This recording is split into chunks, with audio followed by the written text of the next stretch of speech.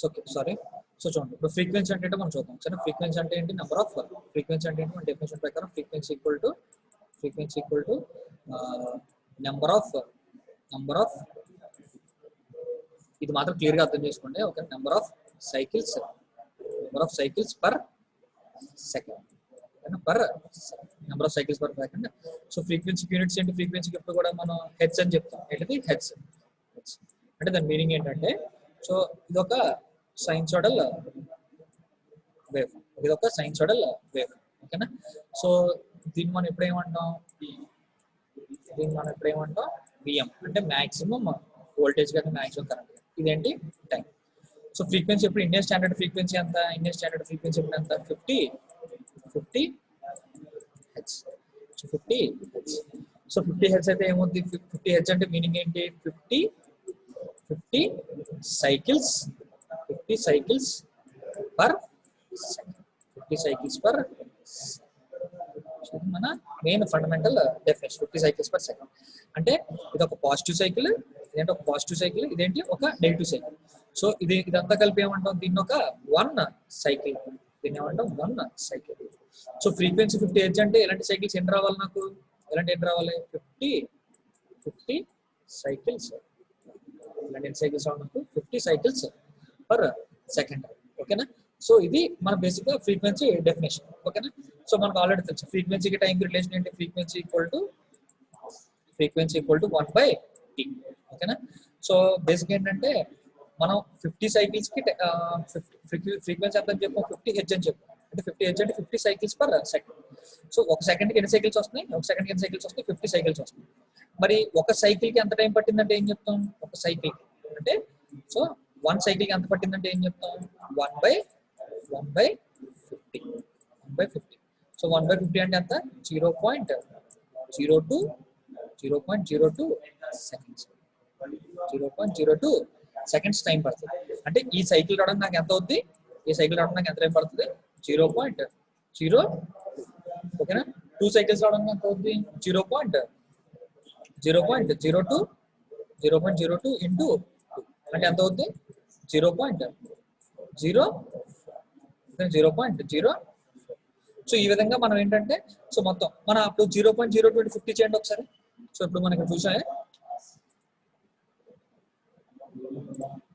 So ఇప్పుడు చూడండి 0.02 into 50 చేశాను అనుకోండి, మళ్ళీ ఎంత వస్తుంది? 1. అంటే నా మీనింగ్ ఏంటంటే 50 సైకిల్స్ కి సో 50 సైకిల్స్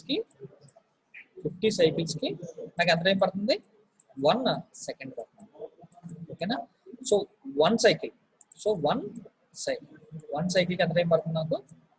0.02 సెకండ్స్ పడుతుంది. ఓకేనా?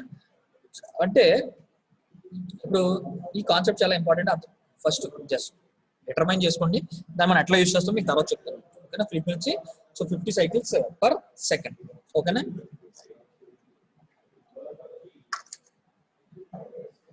So 50 cycles per second. ఓకేనా? ఇది ఫ్రీక్వెన్సీ. ఒకసారి మనం ఫండమెంటల్ ఒకసారి డెఫినేషన్లోకి వెళ్దాం. So voltage is concerned with the deviation of voltage from ideal. The ideal voltage is single. చూడండి ఇక్కడ the ideal voltage is single frequency. ఏ వేవ్ అది? Sine wave of constant amplitude and constant frequency. So ఇక్కడ ఏమవుతుందంటే power క్వాలిటీలో దాన్ని ఇక్కడ మనకి ఇబ్బంది ఏంటంటే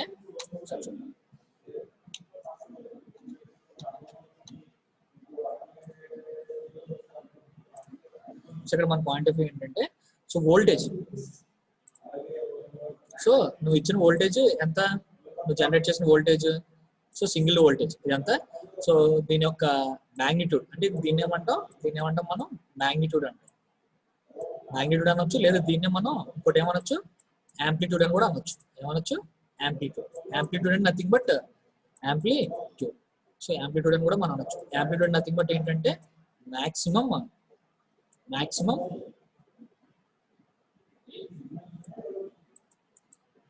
వాల్యూ అని కూడా మనం దీన్ని చెప్పచ్చు. ఓకేనా? సో ఇది సో దీని ఫ్రీక్వెన్సీ ఎంత ఉండాలి? ఇప్పుడు ఫ్రీక్వెన్సీ 50 హెర్ట్జ్. ఎక్కడ నువ్వు జనరేట్ చేసిన చోట జనరల్ గా అనుకుందాం, ఎగ్జాంపుల్ ఎజ్యూమ్ చేసుకోండి, ఓకేనా. బట్ ఈ లోడ్ దగ్గరికి వచ్చేటికి ఏమవుతుంది, ఇదే వేవ్ ఫామ్ ఏమవుతుంది, సమ్ ఈ విధంగా మనకి డిస్టర్బెన్స్ కింద వస్తుంది అనమాట, ఓకేనా.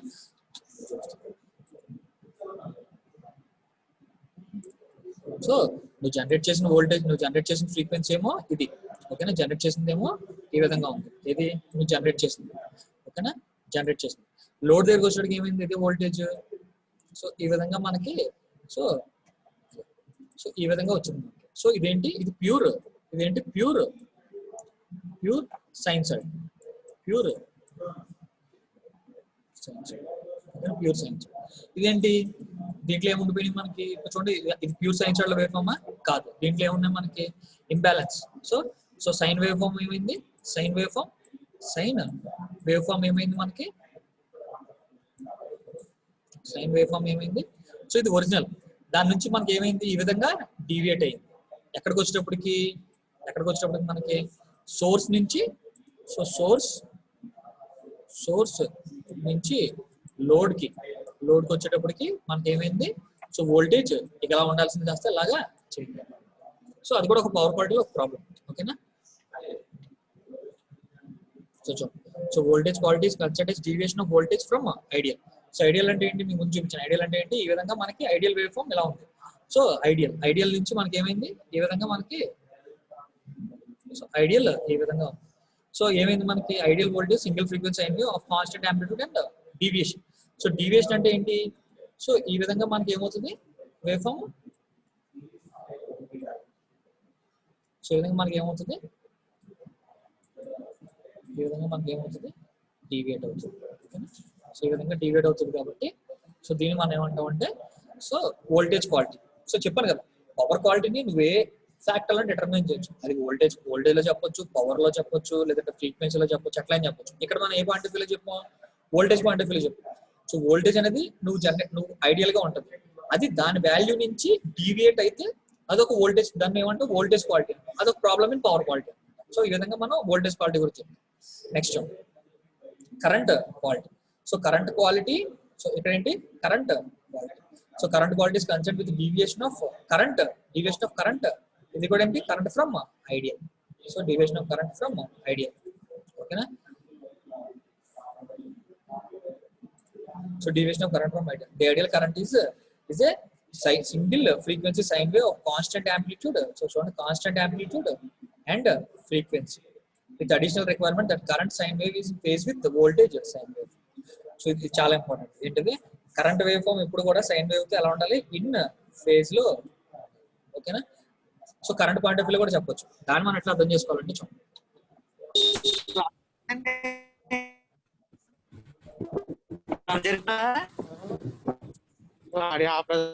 మైక్ ఆఫ్ చేసుకోండి, మాటలు నాకు వినపడుతున్నాయి. సో కరెంట్ ఇప్పుడు జనరల్ గా మనకి పవర్ ఫ్యాక్టర్ అంటే ఇప్పుడు జనరల్ గా ఇది ఏంటిది, మనకి బేసిక్ గా 3 types ఆఫ్ లోడ్స్ ఉంటాయి. ఏంటవి, ఆర్, ఒకటి ఏంటి ఎల్, సి. సో ఆర్ లో తీసుకుంటే వోల్టేజ్ కరెంట్ ఎలా ఉంటాయి, వోల్టేజ్ కరెంట్ ఫేజ్ లో ఉంటాయి, మీకు ఆల్రెడీ తెలుసు, ఓకేనా, ఫేజ్ లో ఉంటాయి, ఓకేనా. నెక్స్ట్ ఇందులో ఆర్ లో, ఓకేనా.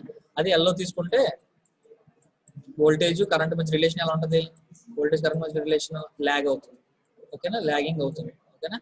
అది సి లో తీసుకుంటే సో వోల్టేజ్ కి కరెంట్ కి మధ్యలో వోల్టేజ్ దీనికి మధ్యలో ఏమవుతుంది, లీడ్ అవుతుంది. ఇది ఆల్రెడీ మీరు ఫస్ట్ నుంచి మనకు ఆల్రెడీ తెలిసిన విషయం, ఇది పెద్దగా మనం ఎక్స్పెక్ట్ చేసుకోవాల్సిన అవసరం లేదు.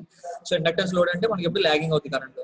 సో లాగింగ్ లీడింగ్ అంటే ఎట్లా అర్థం చేసుకోవాలి, ఒకసారి చూడండి. లాగింగ్ లీడింగ్ అంటే మనం ఎట్లా అర్థం చేసుకోవాలంటే,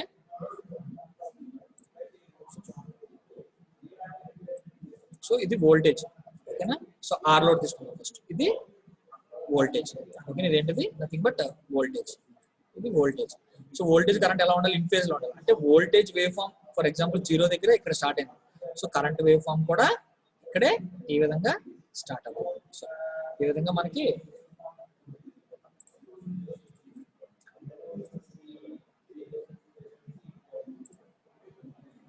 సో వోల్టేజ్ వేవ్ ఫామ్ ఎలా స్టార్ట్ అయిందో కరెంట్ వేవ్ ఫామ్ కూడా ఈ విధంగా స్టార్ట్ అయ్యి ఎగ్జాక్ట్ గా చూడండి. సో దీనికి మధ్యలో ఎటువంటి యాంగిల్ డిఫరెన్స్ లేదు, ఇక్కడ కూడా ఏమీ యాంగిల్ డిఫరెన్స్ లేదు, ఇక్కడ కూడా ఏ యాంగిల్ డిఫరెన్స్. దీన్ని ఏమంటాం, దీన్నే మనం ఏమంటాం, ఫేజ్, ఇన్ ఫేజ్ ఏమంటాం, దీన్ని in phase. So in phase. ఓకేనా? ఇప్పుడు చూడండి అది ఇండక్టెన్స్ లో చూడండి, ఇండక్టెన్స్ లో చూస్తే ఇది ఇది వోల్టేజ్. ఓకేనా? ఇదేంటి ఇండక్టెన్స్.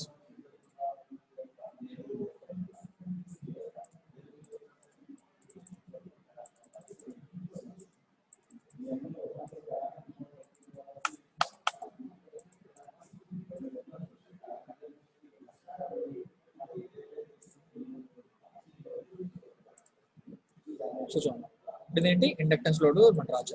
ఓకేనా? సో ఇది వోల్టేజ్ వైఫ్. ఓకేనా? ఇదేంటి వోల్టేజ్, ఇదేంటి వోల్టేజ్. ఓకేనా? ఇప్పుడు కరెంట్ ఏమవ్వాలి, కరెంట్ మనకి ల్యాగ్ అవ్వాలి. ల్యాగ్ అవ్వాలంటే సో వోల్టేజ్ స్టార్ట్ అయిన సమ్ టైం తర్వాత ఏమవుతుంది మనకి, సో కరెంట్ అనేది ప్రొడ్యూస్ అవుతుంది. దీన్ని మనం ఏమంటాం. ఓకేనా?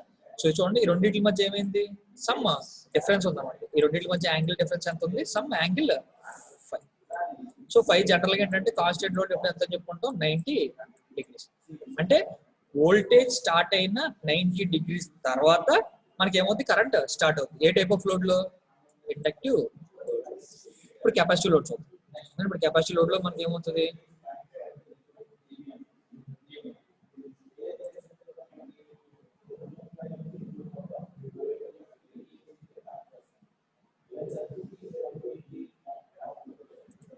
కెపాసిటీ. సో ఇది కెపాసిటీ. సో వోల్టేజ్ ఈ విధంగా స్టార్ట్ అయింది. సో వోల్టేజ్ కన్నా ముందు ఏమవ్వాలి, ఇప్పుడు మనకి వోల్టేజ్ కన్నా ముందు కరెంట్ ఈ విధంగా మనకి స్టార్ట్ అయిపోతుంది. ఇదేంటి, ఇదేంటి వోల్టేజ్, ఇదేంటి. సో ఇది చూస్తే మనకి ఇదే type of load, C load. So C load ఏమైంది మనకి, వోల్టేజ్ కరెంట్ లీడింగ్. సో చూడండి ఈ రెండింటి మధ్య యాంగిల్ ఎంత, 5. ఏంటది 5. ఇది ఎంత, 90 డిగ్రీస్. 90 డిగ్రీస్. దీన్ని ఏమంటాం, లీడ్ అంటాం. ఏమంటాం దీన్ని, లీడ్ అంటాం. ఓకేనా? దీన్ని ఏమంటాం 90 డిగ్రీస్, 90 డిగ్రీస్ ల్యాగ్. ఓకేనా? సో ఈ ఫండమెంటల్ ఈ కాన్సెప్ట్స్ కూడా మనకి క్లియర్ గా తెలిసి ఉండాలి. ఓకేనా? సో ఇది లాగింగ్ లీడింగ్ అంటే. ఓకేనా? ఇప్పుడు చూడండి ఒకసారి. సో చూడండి ఇక్కడ క్లియర్ గా అర్థం చేసుకోండి. ఏంటిది, the ideal current is sine frequency, sine wave, constant amplitude and frequency with additional requirement. ఒక రిక్వైర్మెంట్ ఏంటి దీన్ని, దీని అడిషనల్ రిక్వైర్మెంట్ ఏంటి, బోత్ కరెంట్, ఇంకోటి ఏంటి వోల్టేజ్. వోల్టేజ్ ఏమవ్వాలి, ఇన్ ఫేజ్ లో ఉండాలి. ఇన్ ఫేజ్ లో ఉంటే అప్పుడు కరెంట్, క్వాలిటీ ఆఫ్ కరెంట్ మనకి వచ్చినట్టు. ఈ పారామీటర్స్ ఏవైతే ఉన్నాయో, ఈ పారామీటర్స్ ఏవైనా రీచ్ అవ్వకపోయినా కరెంట్ క్వాలిటీ. సో కరెంట్ క్వాలిటీగా లేదు. So its power quality problem. ఓకేనా? సో క్లియర్ గా అర్థం చేసుకుంటే ఇక్కడ 3 పాయింట్స్ మనం క్లియర్ గా అర్థం చేసుకోవాలి. ఏంటిదంటే సో పవర్ క్వాలిటీని మనం ఏ విధంగా డిటర్మైన్ చేయొచ్చు, నీ రిక్వైర్మెంట్ బట్టి నువ్వు పవర్ క్వాలిటీ ఎలాగైనా డిఫరెంట్ మనం ఎలాగైనా చెప్పొచ్చు అనుకో. ఫర్ ఎగ్జాంపుల్ నీ రిక్వైర్మెంట్ వోల్టేజ్ అనుకో, వోల్టేజ్ క్వాలిటీగా రావట్లేదు. నీ రిక్వైర్మెంట్ కరెంట్ అనుకోండి, కరెంట్ క్వాలిటీగా రావాలి. నీ రిక్వైర్మెంట్ ఫ్రీక్వెన్సీ అంటే ఫ్రీక్వెన్సీ కరెంట్ గా రావాలి. ఓకేనా? సో ఇట్లా మనం పవర్ క్వాలిటీని ఏ విధంగా చెప్పొచ్చు. ఇప్పుడు వోల్టేజ్ తీసుకుంటే వోల్టేజ్ లో ప్రాబ్లమ్స్ ఏముంటాయి, 3-4 ప్రాబ్లమ్స్ ఉంటాయి. ఏంటిది, ఓవర్ వోల్టేజ్, అండర్ వోల్టేజ్. ఓకేనా? సో ఇలాంటి మన ప్రాబ్లమ్స్ ఉంటాయి. కరెంట్ ఉంటే హై కరెంట్, లో కరెంట్. ఓకేనా? ఫ్రీక్వెన్సీ తీసుకుంటే లో frequency, high frequency. So frequency point of తీసుకుంటే లో ఫ్రీక్వెన్సీ, హై ఫ్రీక్వెన్సీ. కరెంట్ తీసుకుంటే వోల్టేజ్ తీసుకుంటే over voltage, under voltage. So ఇది మన అన్ని కాన్స్టెంట్ ఉండాలి. So A point of view అయినా సరే మనం పవర్ క్వాలిటీని మనం డిటర్మైన్ చేయొచ్చు. అది మీ యొక్క రిక్వైర్మెంట్ బేస్ చేసుకొని ఉంటుంది. ఓకేనా?